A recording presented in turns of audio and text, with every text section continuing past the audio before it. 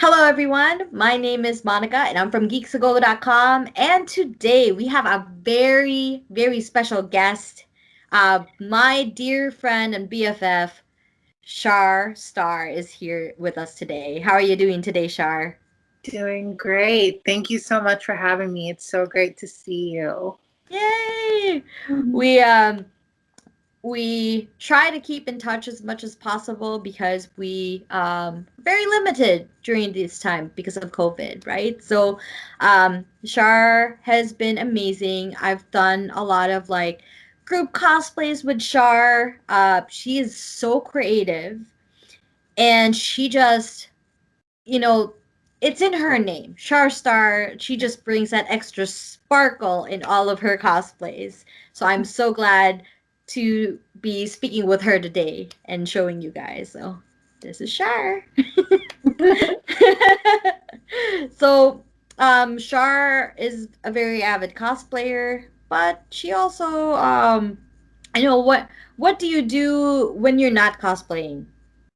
So, when I'm not cosplaying, I work for a financial firm and I basically help shareholders with their investments and I educate them on what's going on in the market. So, it's a totally different opposite end of it, but I like being able to have that balance of something that's intellectually stimulating, but still like I have my outlet and my creative outlet through cosplay.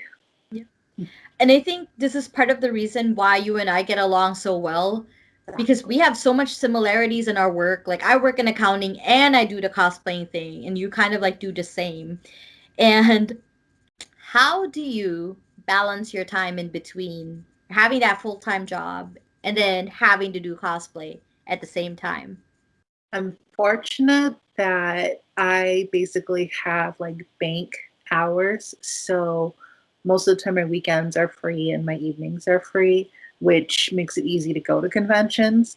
As far as creating, it sometimes is a challenge just because like after work I might be super tired, but if I have the energy, then I can actually do it in the afternoon. And now from working from home, it's a little bit easier to kind of be able to do something on the side while still Yep. working. So it's most definitely an interesting dynamic. Yep.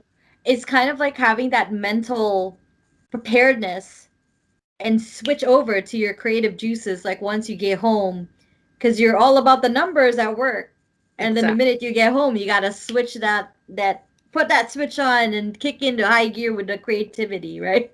Exactly. Very So hat wear. yeah, so Shar loves cosplaying a lot of Disney characters. So she's done Princess Jasmine, she's done Evil Queen. um Can you tell us a little bit more about your cosplay style? Or, like you just have a unique style of like with all of your cosplays. It just has that signature Shar Star look with Thank every you. I've always been told for the longest time that I'm the love child of Elton John and Liberace. Oh my So god, that's so perfect. yes, just like that sparkle is me. So I have to have some sort of sparkle on it. It might not always be a Swarovski crystal, even though that's my preference, but there needs to be some sort of flair to it. And that's my personal touch. So, like, for example, my Ursula, which is one of my favorite Disney costumes to date, I wanted a glamorous, like, over the top Ursula. And actually, even though I've redone the costume 4 times, I'm going to redo her again. And it's just a labor of love, but I love being able to put my own twist on it so that way you could still tell it's the character, but she's not like anything you've ever seen. Yeah, and you do it so naturally. And I Thank just you. want to let people know, in fact, like ever since I started doing cosplay groups with Shar and I got to know her a lot better, she has really, honest to goodness, like you have really encouraged me to be like come out of my shell more as far as the glam, the sparkle, like I I was like talking to Shar a little bit about this, like not long ago actually. I was like asking her about a certain design of a cosplay that you'll probably see later on this year when I have time to make it.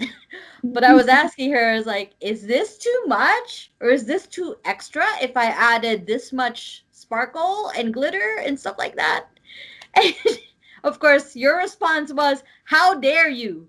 Like, of course it's not too much. Like, put on all the glitter, put on all the glitz, you know, it's like it's been refreshing because normally, you know, when we do all of our cosplays, you know, we try to be as strict with how it looks. Like it has to be like perfect. It has to look like it's that character that you Right. came out of the comic book or you came out of the TV screen and look exactly like the character.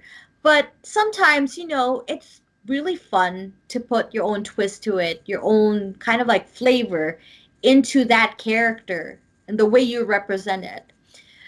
So Shar does a lot of that. So if you see her cosplay page, like you will see a lot of her personality, like really shine through her cosplay. Like one of the things that I like too, like she did like Hello Kitty Thor. That was really cute. And Thank like you. Darth Vader, like Hello Vader, right? Yep. Elevator Yeah. and Hello Panther. Yes.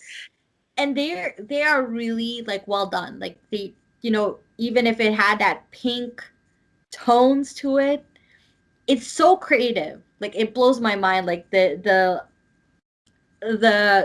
scope of like creativity that went into a lot of her creations. Like I was like, huh, you know what? That is actually a good idea to add some bling or a little bit of like stuff that we don't normally see in a character.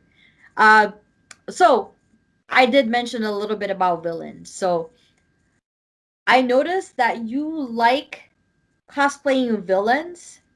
But which one do you really like cosplaying more? Do you like cosplaying the villains more than the heroes, or you know, like what is your take on that?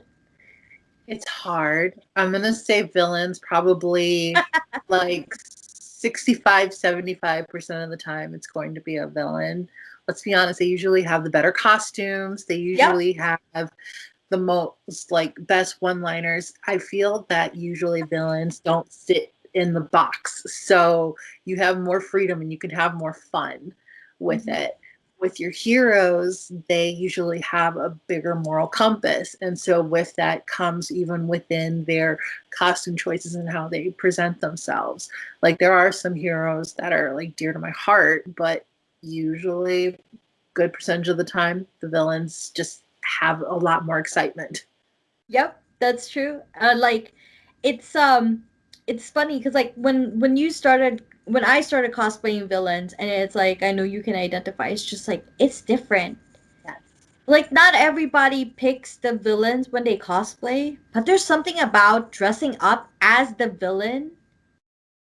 It just, I don't know, it kind of like puts you in that mood. You're kind of feeling sassy, you know, you like kind of coming out of your shell. Like I'm very like I'm easygoing type, but when I dress up as a villain, do you have that same feeling where you're Yeah, like, ah, you know what? I can get away with talking sassy or talking like, it's you know what I mean?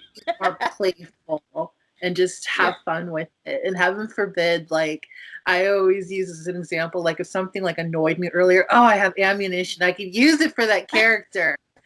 Like I'm in a bad mood, put on the villain. It's perfect. So what I know we kind of like talk too much about cosplay. What really got you interested in cosplaying in the first place and how long have you been cosplaying at this point? Ironically, because of my corporate job. I Wow. was, yeah, ironically. I mean, prior to that, I've always been into dress up. Ever since I was a little girl, Halloween was my favorite thing. I always loved the glam. I started making clothes for my Barbie dolls when I was 3, like, and that passion continued. Of course, when I got older, it just changed form. I did costume design in high school and a little bit in college, but with regular work, I just really couldn't do it outside of Halloween. So fast forward to my mid 20s, and I was getting a lot of scrutiny at work by how I dressed. I am not a conventional size, I am plus size, and I am curvy. And they were saying that my clothes were basically inappropriate, even though I was appropriately dressed. It's just that because of my body type, it's going to lay differently than someone who is a lot slimmer and does not have TNA. Let's just call it what it is. Mm-hmm. And so it forced myself, because like obviously I wanted to progress and still have a career, to partially assimilate into the culture. And I felt that I was losing myself. And I remember my mom, before she passed, she made me promise not to lose myself to corporate America and not to lose my creativity. So a light bulb went off, and I was like, okay, like the best way for me to get through this is to look at work as the work uniform, as a work costume. And then when you're outside of work, you can basically be yourself and be creative. And so with that, I was like, I loved costume design, but I don't really have anything to do with it. And I remembered that there are conventions, and that's when I went to one of my first conventions in 2014, and it was an anime one, and I was hypnotized and hooked and in love, and it just was the missing piece of my puzzle that I needed. And from there, I got back into sewing, and I've been doing it ever since, trying to challenge myself each time. So That's yeah, amazing. thank you. That's kind of like you know, like you said, you know, just being in kind of like that financial field, there's really something about it that really like get our gears going as far as intellectual stuff is concerned. But since we're both like so creative, like we needed that freaking outlet. We needed that outlet to like do some stuff. Like I actually like growing up, like I wanted to be an architect or I wanted to do something with relates to art. And I found that passion through cosplaying. So it has been a rough year, 2020, right? And we haven't been seeing a lot of cosplaying. And actually, both Shar and I haven't been doing a lot of cosplaying this past year. So, what was last year like for you, cosplay wise and just in general? It was rough. My creative juices were not flowing. The motivation was not there. I remember when the pandemic first started, I was naively hoping that I could still have San Diego Comic Con, and that was like my Hail Mary hope. And when that got canceled, it, of course, broke my heart, but thankfully that was my first like virtual con, and the only cosplay that I really did, besides like a few small cosplay challenges. But I just took the time to kind of just rest. I know, and you can relate to this with con crunch, like there was a lot of sleepless nights, or Oh, like a lot yeah. of time you would dedicate to creating. So I kind of took this as my hibernation opportunity, and maybe a shopping opportunity, probably more than I needed as far as materials and It makeup has and to go everything. somewhere, you Yeah, know? exactly.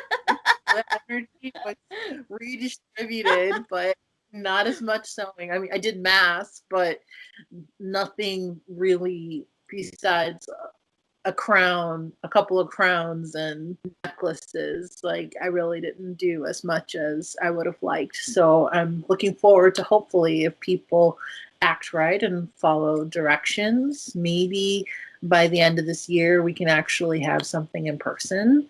Yeah, Um, it'll be really interesting to see. yeah. Like right now it's very like up in the air for us because until everyone gets vaccinated, I'm not totally keen about going and attending conventions right away. Like I'll probably wait it out. Like what is your feeling about conventions starting in the summer? is it a mixed bag for you, or is it something that It's you're thinking about like going? I'm still undecided. So as of now, San Diego Comic-Con is supposed to happen in late July. Oh, And wow. yes, so and again, they might change that because California has been pretty strict out of most of the states. So part of me kind of hopes that they push it back, but so that way I don't have to make the decision. Yep. Honestly, if it comes to it and I still don't feel safe, then I won't go. But I really, really, really hope that things get better and expeditiously by that time. But there's a good possibility that it's not. Yeah. And if not, I mean, my health is worth more than this cosplay, as much as I love it. And it's given me a lot in life. It's just not worth my health. Yeah. Bottom. So we'll Yeah, like see. we keep like talking about this, like even like last year, like I know like we've met a few times, but even when Shar and I met a few times last year, we were so distant. We were still like distant. And it was so few and far in between. It's kind of sad because we're so used to seeing each other like almost every weekend because we go to the same conventions. If we're not doing that, we're buying fabric at the same store. We're doing brunch on the weekends, like stuff like that. Like we really do hang out a lot. Right. And last year the dynamic was so different. Like we have to be careful. But Yeah. like they have that meme going around about like what was that saying? Like we have to stay apart so that we can be together in the end when this all ends, like something along that lines. Yeah. And we really like hold true to that. Like we try as much as possible, like when we are meeting up, we follow the safety precautions, we keep our distance, we keep our mask on. And if Exactly. we meet up for more than 15 minutes, we're outside in open air. Like we really do become like really strict about stuff Yes. like that, because we know like down the road it's not just for us, it's for people who live with us as well. And in the long run it's just setting kind of like a good example, I guess. Exactly. Yeah. I've lost 3 people to COVID and I'm high risk. So you have to, and it's so important to have someone that understands and appreciates that and respects that as well. So I wanted to say thank you for Yeah. that because not everyone does, unfortunately, understand, Yeah. acknowledge it. And it's like and like Shar is saying that because like a few times I will ask her like, hey, you want to grab some bubble tea? And she's like, no, I'm good. And I don't take offense to that, I really don't. Because it's her comfort zone. I can't force her to do something where she doesn't feel safe. That being said, by the way, like a quick segment there, have you ever felt as a person of color cosplaying, like if you when you cosplay a character that's not necessarily a person of color, do you, have you ever experienced like anything negative at all, or Oh, yeah. anything that's like, what, that's a bit much, like I'm just cosplaying for fun? Like are there any experiences that kind of like shook you from people just because you're cosplaying a character and it's not to their liking because it's not the exact character, if you know what I mean? There's 2 examples that I have.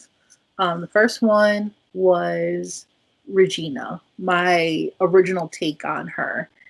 And a person blatantly assumed that I was playing the Ursula of that series, who is a person of color, even though, like, the style of my gown is very clearly Regina. And you had an And apple too. yes, I had heart. Yep, I had the heart, which is Regina's signature key because she rips out hearts. And this person blatantly thought that, and he wasn't rude, but it was a microaggression. And so I made him uncomfortable on purpose, which of course, being Regina, you feel a little bit more empowered anyway.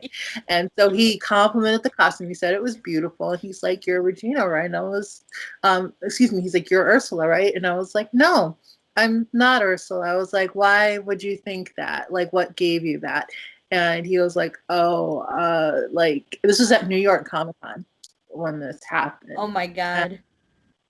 he quickly changed the subject, and I just smiled and held my heart and just looked him right in the eye with it. So there's that instance. And of course, with Regina, the first time I wore her was at the Once Upon a Time convention, and there was a costume contest. And unfortunately, with theirs, it's more of a popularity contest. The audience cheers for whoever they like best. And I made it pretty far in there. There was like 60 contestants, and I was down to like the last 10. But here Wow. comes, yeah, it was, I mean, and I was thrilled with that, super excited.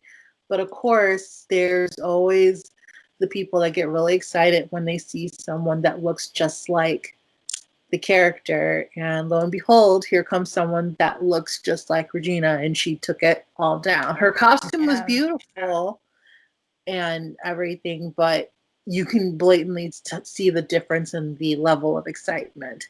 So that's one example. The other, which was a little bit more hurtful, was my Queen Moon Butterfly from Star versus the Forces of Evil. That So was actually, I think that was our first cosplay group I think it together. was, yes. But you look so amazing in that cosplay. So what happened? Because you looked phenomenal. Like her version of it was like one of my favorites.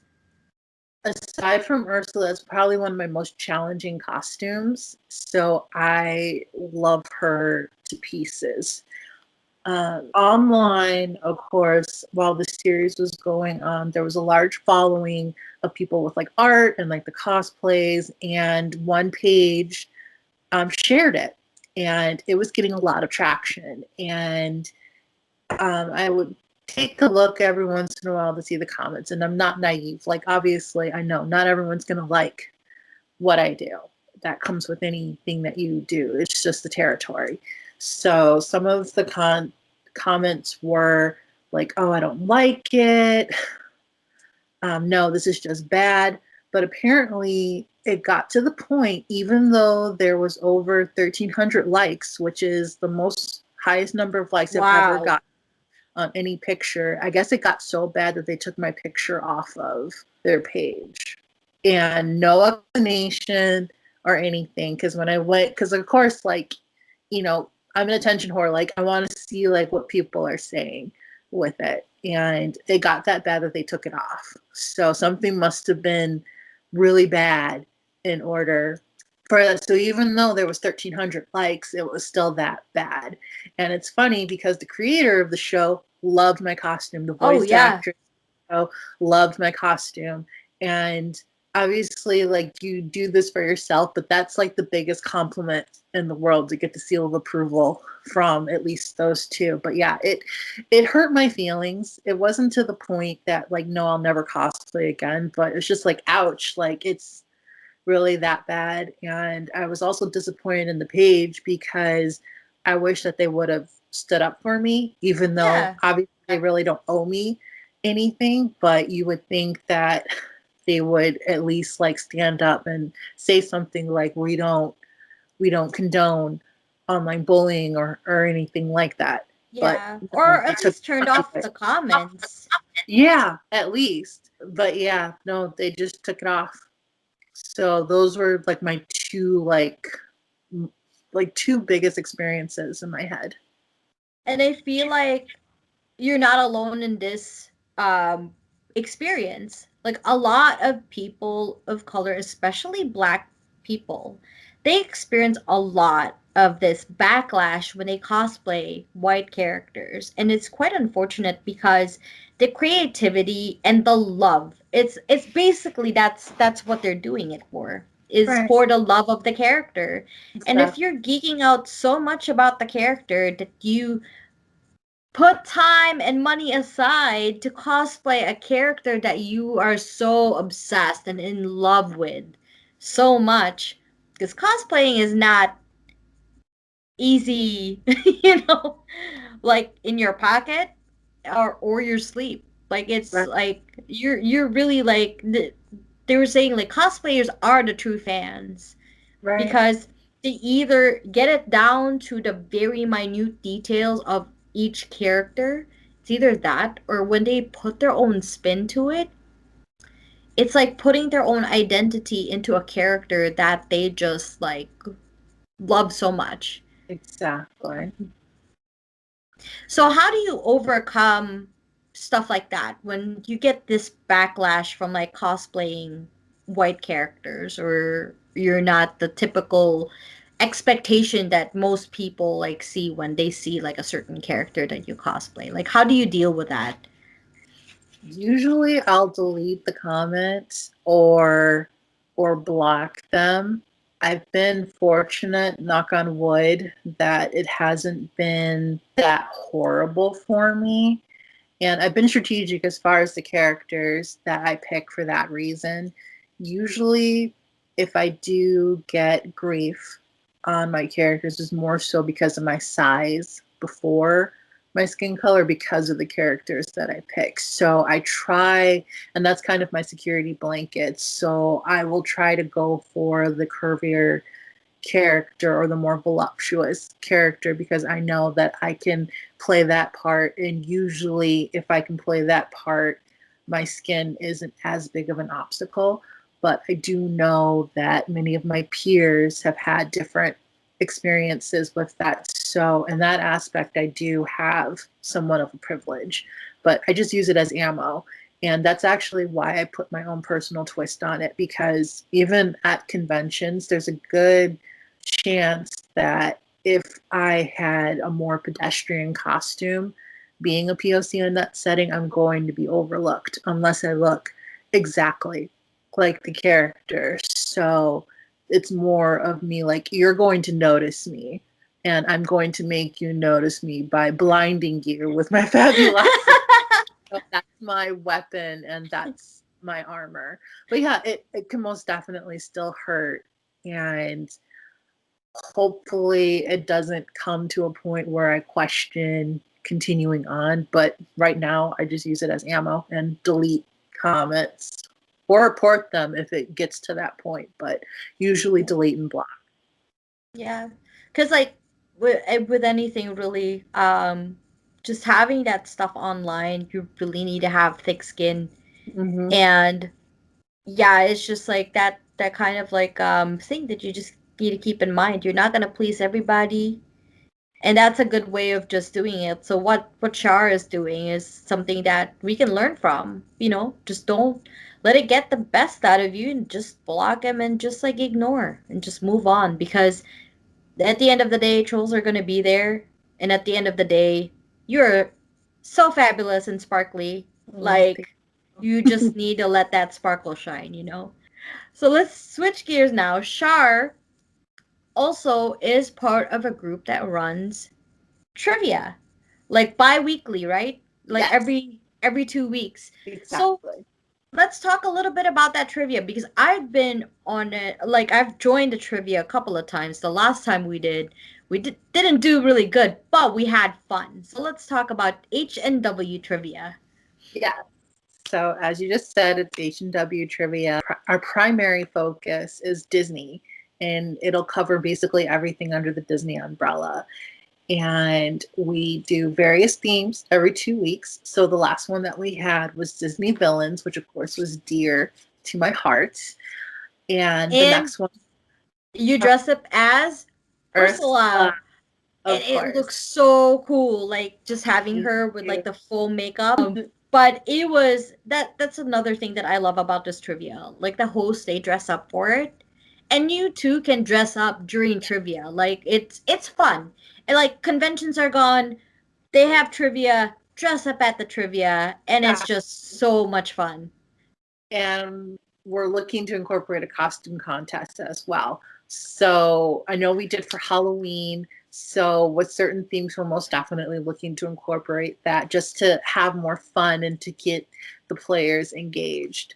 So we're really excited. Our next one is for the love of Disney. So it'll be covering not, and it'll be around Valentine's Day. So it's not just romantic love, but it's also covering every type of aspect of love, basically from happily ever after to Ohana.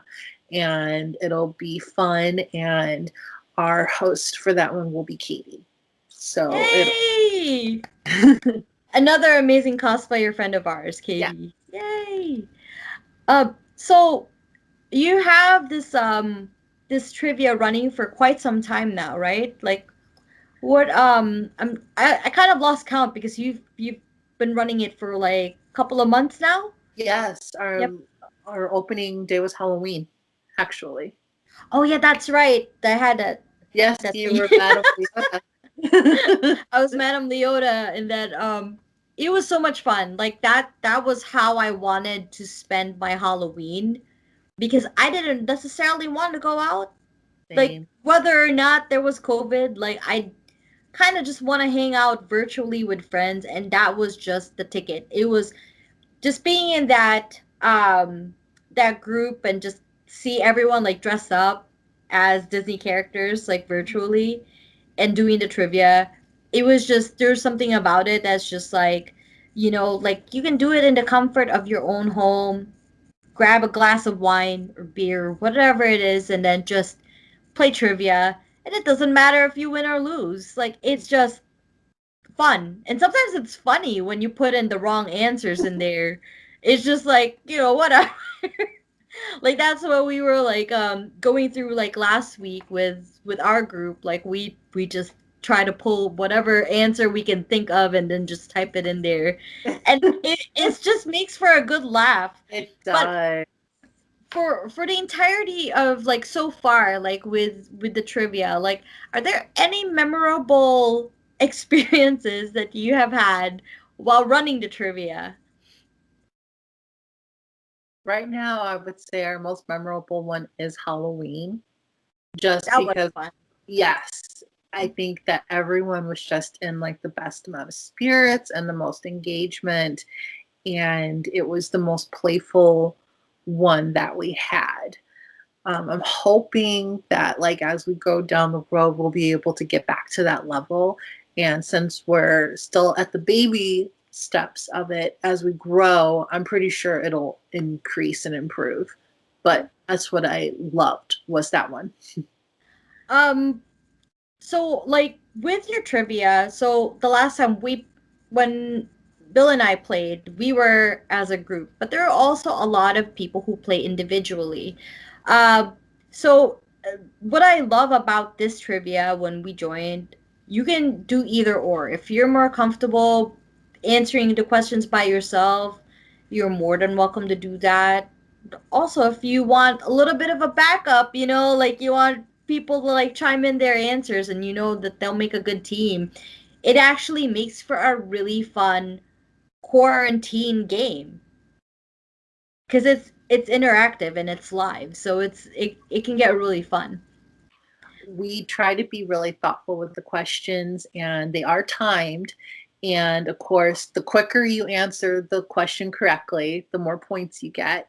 And there's been quite a few close calls with the people that have entered the top three. Sometimes, like, it's only a difference of like 15 points out of Wow. like 1,000. So it really makes a difference how quickly you can answer it. Yeah. And I love that thrill of that. So I'm hoping that our players get to enjoy that as well. Plus, it reduces the chances of cheating because we Yep. want to keep it fun. We don't want you to Google the answers. Yeah.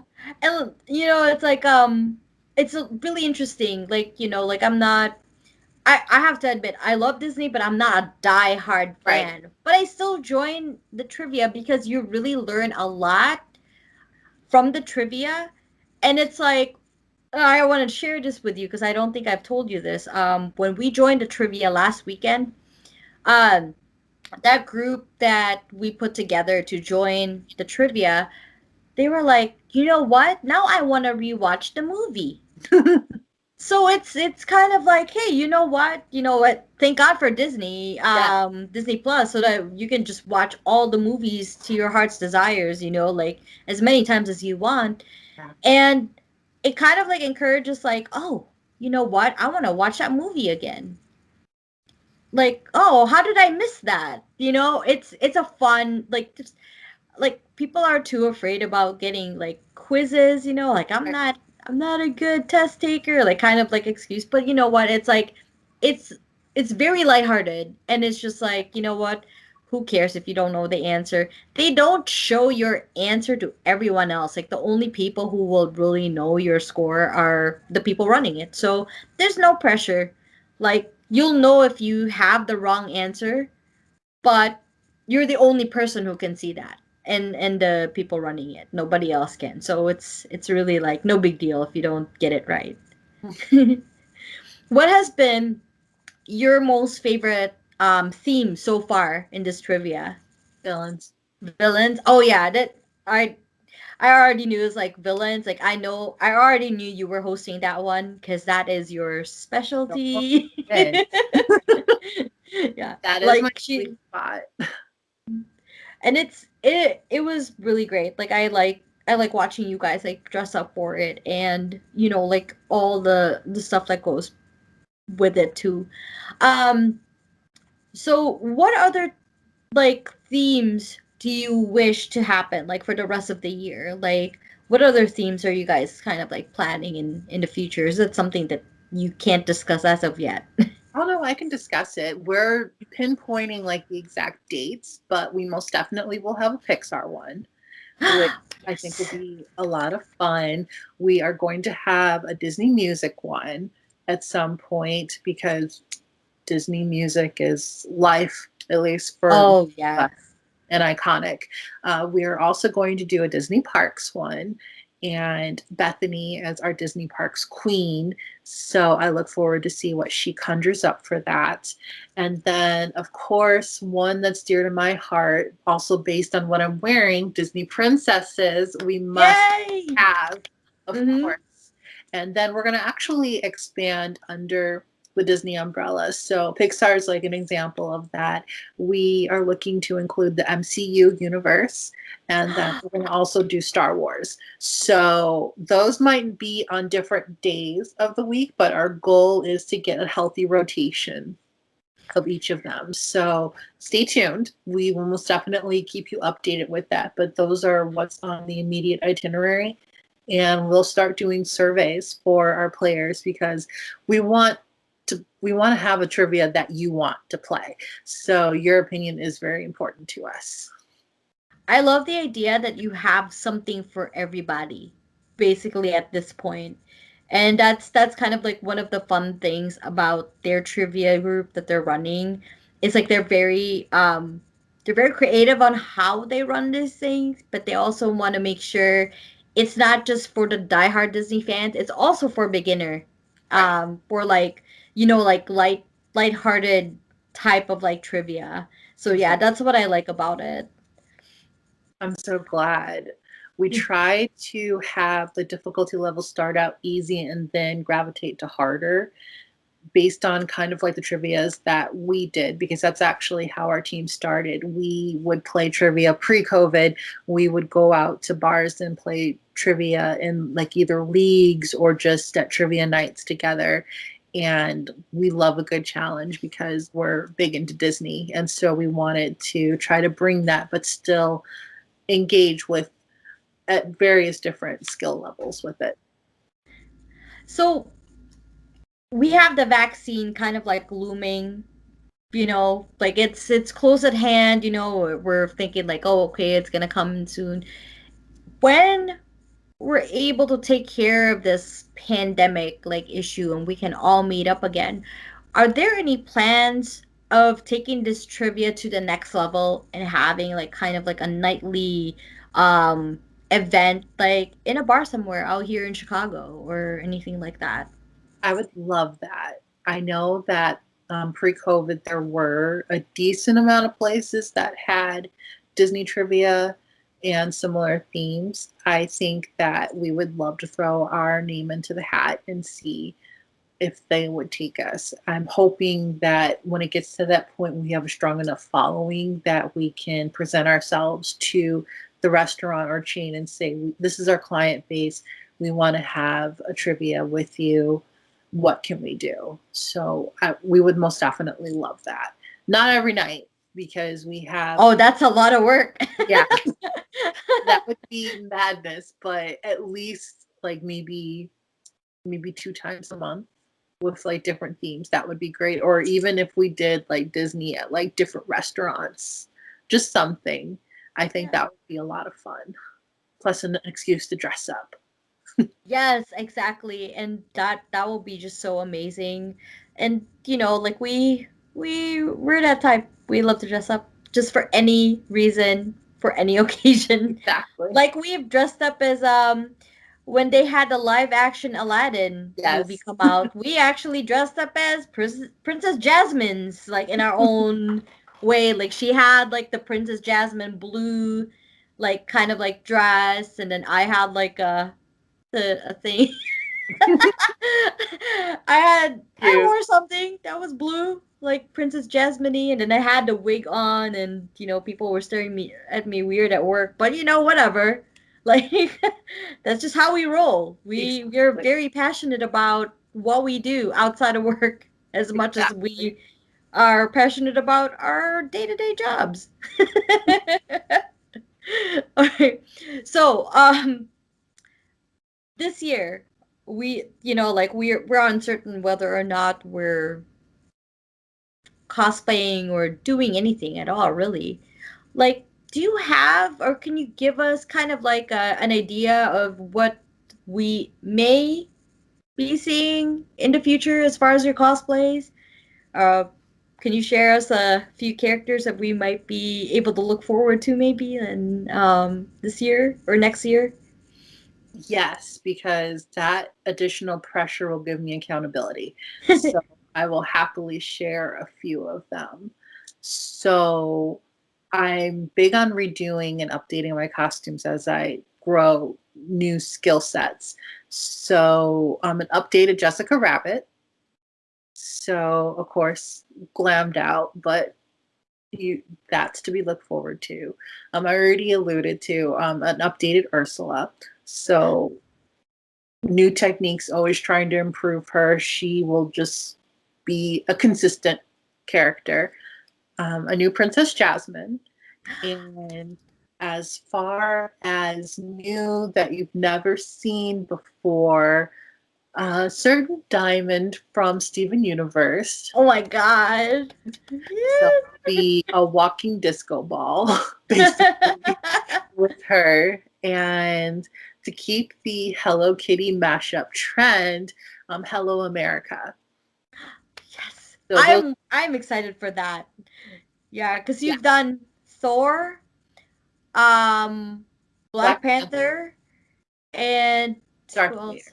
Darth Vader, and then yeah, and then Iron Man hopefully down the road. Yes, that Yay! like that would be like my Mona Lisa. But for that one, I need to really improve my armor skill set. And I know it's going to be a labor of love, but yes, because Iron Man's one of my favorite Avengers. So, like, when I do it, I don't want to have to do it again multiple times. Like, obviously, improve it, but I want it done right the first time. So, yes, It's a lot of work to do that armor. It yes, is, and I've been reluctant to do my rescue build. I actually just scrapped it because it's a lot of parts, you yes, guys. A lot of layers, lots of parts. You got to make sure that you can actually move in it. I don't think a lot of people realize that we really go out of our way to like figure out how to make an animation or like a cartoon like costume like fit our bodies. Like we both Shar and I don't have like a regular like body type or body shape, we really go out of our way to make it work for us. And at the same time, you'll be able to take it off to go to the bathroom and Yes. sit down, stuff like that. It's Like, a lot of engineering. it is. Like, oh my God, I am so excited for all of the stuff that you have planned. And, of course, like I'm going to be doing some group stuff with Shar as well. Like, we love working together on cosplay. So I am really excited about all the other stuff that we have planned. So hopefully this year will be a better year for us. And I don't know, like, is there anything else you would like to shamelessly plug to our listeners? Besides checking out H&W Trivia, be sure to follow me on Instagram, Facebook. I am slowly getting into TikTok, but all under Shar Starr. So be patient with me with that. But those are the main things presently for Yep. now. And I always look forward to more collaborations and new things. Yep. And I will link all of the social media stuff for Shar below, and I'll make sure to like share it with you guys, like where you can find her and her amazing cosplay.